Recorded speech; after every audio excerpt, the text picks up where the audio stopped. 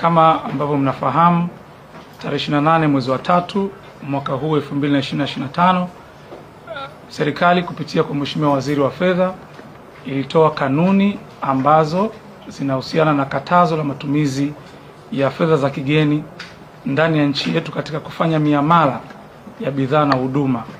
Kwa hiyo katika katazo hilo wananchi hawaruhusiwi kutumia fedha za kigeni, sarafu ya kigeni katika kufanya manunuzi ya bidhaa na huduma ndani ya nchi.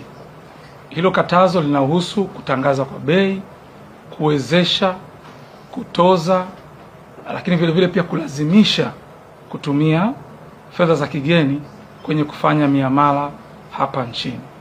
Lakini kanuni hizo zimetoa miamala ambayo inaruhusiwa.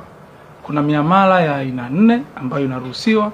Ya kwanza ni malipo ya serikali kama mchango wake kwenye taasisi za kimataifa ambazo zipo hapa nchini, lakini vile vile balozi na mashirika ya kimataifa yanaruhusiwa bado kupokea hizo huduma kwa kutumia sarafu ya kigeni. Lakini vile vile maduka ambayo hayatozi ushuru, hizi duty free shops, bado zinaweza kuweka bei zao, kutangaza bei zao na kutoza kwa sarafu za kigeni. Lakini vile vile ukiacha maduka, kama ndugu mwananchi una mkopo ambao ni wa sarafu ya kigeni, bado unaweza kuendelea kurejesha mkopo huo kwa sababu ni eneo ambalo limeruhusiwa.